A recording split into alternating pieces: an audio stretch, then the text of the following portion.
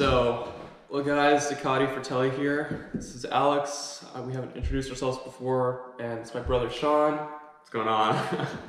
So we're gonna do a little comparison video here between the two helmets that we have and we run day to day. We've got the Shoei X14 here. We've got the AGV Pista RR. This is the forged carbon edition, and then the AGV Pista RR in the standard woven carbon. So we're just gonna kind of walk through different sections of the helmet, what we like, what we don't like, and then which one we prefer. So I feel like a comparison between the two, first things first, would probably be fit of the actual helmet. And I prefer the fit of the AGV Pista. I feel like it has a more racier fit. It's tighter on my cheeks. And I feel like with the X14, it kind of goes down my brow line and I can almost see it in my peripheral vision. So in that aspect, I definitely prefer the Pista. Yeah, I agree with that too. So when it comes to fit, it's kind of weird. The AGV definitely fits tighter, but the Shoei in a way feels like it's slightly more secure to your face just because there's a ton of cushioning inside and it's super, super plush, which some people might like. But for me personally, I like how the foam on the inside of the AGV has more of a velvety kind of feel to it, where this is like a typical kind of soft cotton or just plush cushiony feel. This feels like it's just a little less abrasive on your face, and I just prefer the overall fit. But I'd say for day-to-day comfort and for the average rider and the average person out there, they'd probably prefer how plush the cushioning is here and how it just really feels like there's a lot of squishiness in the helmet, where the AGV feels almost rigid inside. It doesn't move around a whole lot, doesn't have a lot of potential for play, where this might be more secure in your face because there's so much cushioning pushing onto you. Because it's got so much cushioning, there's almost more wiggle room to where the helmet can wiggle around, even though they're both going to be secure. I just personally prefer the locked-in feeling of the AGV. I feel like that has to do kind of with the foam density. Yeah. The AGV has more of a denser foam, and then also going along with the chin strap, it's a lot tighter. There's less gap in between the actual part that you tie around your chin. So I feel like that's another thing to take into consideration. And that can be a pro and a con for somebody that wants more range of motion or adjustability. The strap on the Pista for tightening your chin is definitely pretty short. For me, I've got to tighten it almost all the way to where it barely clips. The X14, I've got tons of room. Like if I had a much bigger neck, I could easily fit it around there. On this, if my neck was bigger, I don't know if the helmet would actually strap into my head. Yeah, you're almost barely able to get two fingers, but I think that's important for a racing helmet. Yeah, and at the end of the day, they are both race helmets, but I'd say this is more of a race helmet for the street versus a pure through and through race helmet that you can wear on the street. We'll talk about that later with the wind noise and why this thing isn't always the best for just day-to-day street riding. Okay, so next thing we're going to talk about, and this is one of the biggest things that you're going to notice the moment you put the helmet on, is weight. Obviously, the AGV Pista RRs, one of the cool things about them and the things they're known for is having that full carbon shell, whether it be forged or woven, where the X14 does not have that. You definitely feel it when you put it on. I'm not going to say it's night and day to where one's going to kill your neck, but you definitely notice the weight difference. Our X14 we have with the Cardo set up, we have the GoPro on there sometimes, but at their base, the AGV is definitely going to be a lot lighter, and you're definitely going to feel that, and the carbon looks cool.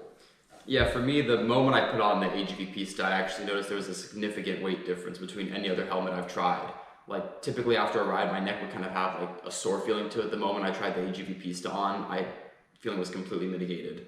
So I think the difference is actually vastly compared to the AGV. Yeah, and keep in mind too, the type of riding that we're doing, we leave our place, go for a canyon ride, go through the twisties for hour and a half to 2 hours on a typical ride, and come straight back. We're not doing any kind of city riding, no commuting, no stop and go traffic. We are solely doing canyon riding and twisty riding. So that definitely plays a part too in the comfort and the weight of the helmets. Yeah, and I feel like with that being said, let's address wind noise. Yeah. As that's kind of like the elephant in the room with this helmet, as it's the big major difference between the X14. This helmet is significantly louder. After a long ride, speeds over 150, you will have like ringing in your ears, to be honest, if you don't run earplugs. So that's really important to know and kind of like might determine if you want this helmet or not. Yeah, and it does come with earplugs, but even the X14 is not a quiet helmet. I had the RF1400 from Shoei before this, and that was significantly quieter. But the difference between the AGV and the X14, I mean, this could be maybe twice as loud, 3 times as loud. Like Sean was saying on a ride where we went to Newport Beach recently to our favorite dealer up there, my ears were ringing after just an hour riding because of the wind noise. It's pretty bad. It's one of the downsides to having that carbon shell. You've got a lot of air ventilation, which is great, But if you're doing riding in the city, if you're doing any kind of riding where you're on the road for a while, going fast for a while, like on the freeway, then I would either consider earplugs or reconsider the helmet because it's pretty bad. Another thing that's also good about that though is I'm able to hear more sounds on my bike. Like the moment I tried this helmet on for the first time, I was hearing sounds I didn't even know happened on my bike. So at first I thought things were broken, but it turns out that's just kind of like a byproduct of being able to hear more. So I think it's also a plus. You can hear more around you too as well. Like if people are yelling or like a horn's being like honked, like I don't know, there's just things that I think like, it's important to be able to hear as well. Yeah. Just this might be to the point where it's overdoing it, but it is a full-on carbon shelled race helmet. So I think, it's kind of like it's obvious that that's going to be the case. And like we were saying earlier, depending on the type of riding you're doing, it's either a pro or a con. So just something to consider, but I know people talk about the wind noise and the noise a lot, and it definitely is there. You notice it right away, and it's definitely the loudest helmet I've ever worn. So going from there, let's look at the notes I have here, some talking points on the helmets. I feel like also aesthetics is something really important. It's kind of the main reason I even considered this helmet. I just saw it on TikTok, I saw it on Instagram, social media, and every time I saw this helmet, I knew I wanted it. Regardless of how it's gonna be loud, I know it's gonna be expensive, but I'm willing to take that risk just because I think it looks so cool. Yeah, and at the end of the day, you can justify whatever you want. We're both riding super bikes on the street. There's no justification, there's no logic you can use. The only answer that really counts and matters is if somebody asks you, why do you ride that on the street? Or why do you have this on the street? Because I like it, it's really cool. You can defend it all you want and try and justify why it makes sense, but it doesn't. None of the stuff makes sense to the street. It's all overkill. The bikes, the suits, the helmets, but you gotta be honest, just part of the reason that we like it is it looks really cool, and same with the bikes. Exactly. I think the moment I see this on the street or on anybody, it's just it's menacing looking. It brings what's the word? Presence. A presence to the road. The moment you see this, it looks aggressive, but the AGV Pista just looks it almost looks like Raiden from Metal Gear Solid Rising. I'm just this ninja. It's just the best looking helmet on the market by far. The X14 looks good. It looks racy, but there's an intimidation factor to the AGV that I personally like, and I think it's a big part of why people like the helmet. At the end of the day, people are buying bikes and riding bikes based on what they think looks cool. And I think the sooner you admit that that's part of the reason you want something, the better. There's no point trying to justify this stuff. And I think another thing would be also how much this cuts through the wind versus that. Yeah. It's not a huge difference. I'd say probably 20 to 30% better this is able to cut through the wind than that. But that was the one thing. I started from a regular road helmet, and when I went to this, I couldn't even believe the difference. Not even tucked, just standing up straight or looking over my shoulder, I immediately felt like I wasn't wearing anything. Between the weight as well as the aerodynamics of the helmet, it allowed it just to be a whole nother ball game of helmets. And to me, that justified the price instantly. It looked cool, but it also had functionality to it, and I think that's super important. Yeah, and talking about price again, that it does play a part. This is I think $700 helmet. The forged carbon edition here, I think, was around $2,000 at the door. The woven carbon is probably $1,600, $1,700 at the door. Plus the woven, you had to buy the visor separately. This came with the forged limited edition visor, but I actually like this iridium red that we both have. Yeah, I liked this better. This is another $150. So is this worth two of these? Absolutely not. There's no way. Anyone that says it is just crazy. But at the end of the day, what we were saying earlier, we really like this one. We think it looks really cool, but the price is definitely not justified at all.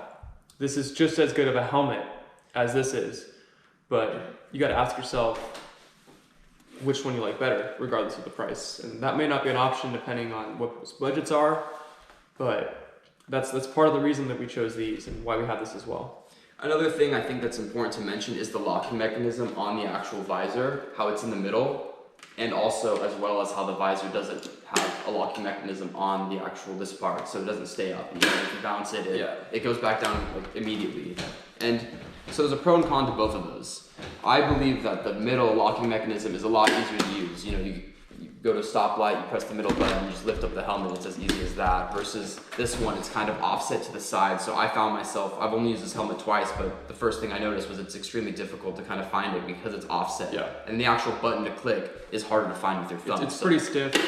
When I had the R1400, which is what I had before the X14, Something that they had changed on that, when they changed from the RF 1200, which had the offset visor like this one, was that center locking mechanism, which I also, like Sean was saying, I totally agree. I think it's way easier.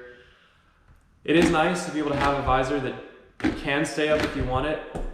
For the type of riding that we're doing, does it really matter? No. The only time we're going under a certain speed is just leaving the garage. So that's really never been a factor. But depending on what you want to use it for, that could be a big deal breaker. If you're riding down the coast and you want to be able to have the visor up and just feel the wind, the AGV is not going to work. I mean, you bump your head. Exactly. Like you shake your head and it closes. This, you can do whatever you want. It's not going to come down. It has individual little locking tabs. You can feel it kind of click into place. It's like gears. And then Yeah. I feel like another thing that's cool about the AGV is I call it half massing it, or I don't fully click it in, and it kind of allows for a little gap for air to get in if you are kind of getting hot and you want like more wind flow to your face. But at the end of the day, it doesn't stay up like this one does. So Yeah. that's And something then you're gonna do. speaking of air ventilation, I will say the AGV gets a lot of air in there. The biggest downside is these big air vents. You can't just open and close them at will like you can on the Shoei. You have to plug them. You have to plug them with the rubber seals. So depending on where you live, that might be another deal breaker. It's never been an issue for us. We live in Southern California, so we have them open almost all the time. But I could definitely see how some people would want to be able to open and close them at will. I do think, me personally, I felt like the Shoei did get more air just because there's a lot more vents, but it's such a small difference. It was just wearing them back to back. I noticed it. It may even be just that the air was coming in different places, but that's kind of where I stand on the air ventilation. Yeah, and then I think it's cool. This bottom part doesn't have to be plugged. There's actually a little lever, and it allows me to lock and unlock it to get more wind or less airflow. And one thing I noticed when I first got the helmet, I actually had that shut, and I was like dumbfounded by how hot and uncomfortable the helmet was. I just felt like I was being suffocated and claustrophobic. Yeah. And he noticed that too, and that's when we got back and we're like, oh wait, there's a little switch to pull it down. Yeah. I feel like I don't really see that mentioned in other videos I've seen, like reviews with this helmet specifically. Yeah, first time we wore them, we didn't realize those were closed, and we got back, and I'm just like, hey, is it just me or can you not breathe in it? Yeah, exactly. So I feel like it was pretty bad. But then once we opened that, no issues at all. So I feel like it's important too to kind of show like the padding on the bottom of this one versus that. Like, this looks super premium, Italian. I mean, it's clearly expensive. Yeah, and you can see that kind of cotton plush, almost blanket material I was talking about. Especially if you have any kind of facial hair and you're just shaved, it kind of catches on those hairs and everything. Great. I feel like I'm saying like negative things about the helmet, but it's a great helmet. It's just we've come to love the AGV a lot. It's a different level. I mean, because of the price difference, obviously they had more funding. They could put more like into this to make it higher quality. So yeah, like he was saying, the inside, this one's almost like faux Alcantara. It's very velvety versus that one's cottony. Yeah. Like it pills very easily, like a cotton shirt would. So that's another thing to consider.